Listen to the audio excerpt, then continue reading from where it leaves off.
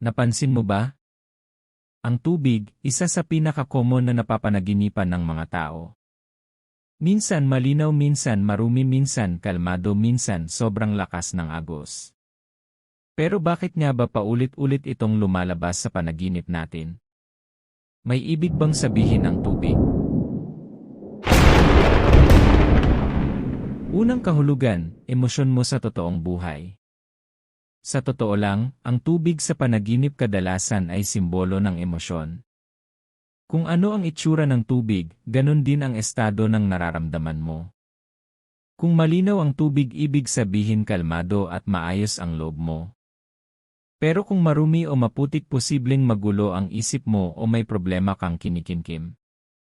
Ikalawa, sitwasyon na pinagdadaanan mo.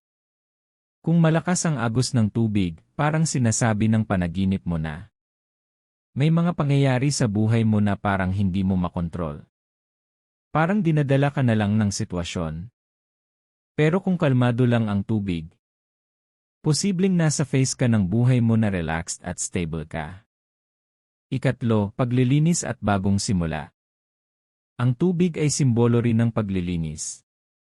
Kung sa panaginip mo naliligo ka o nababasa, maaaring gusto mong i-let go ang mga problema o sakit ng nakaraan. Parang gusto mong magsimula ulit. Ika-apat, lalim ng iniisip mo.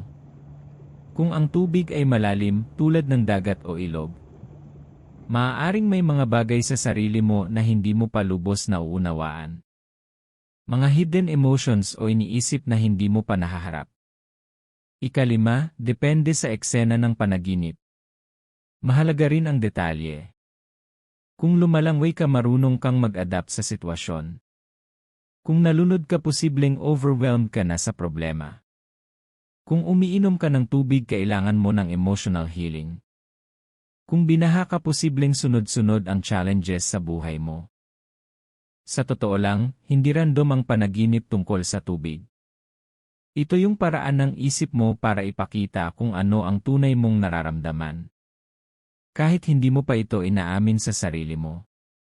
Kaya sa susunod na managinip ka ng tubig, huwag mo lang isipin kung ano ang nakita mo. Tanungin mo rin kung ano ang nararamdaman mo. Kung nagustuhan mo ang video na ito, like, share, at subscribe sa Dream Science UI. Para sa mas marami pang kahulugan ng panaginip. At ikaw, anong klaseng tubig ang napanaginipan mo? Malinaw ba o marumi? Tahimik o malakas? Ay comment mo sa baba. Hanggang sa susunod panaginip mo, aalamin natin.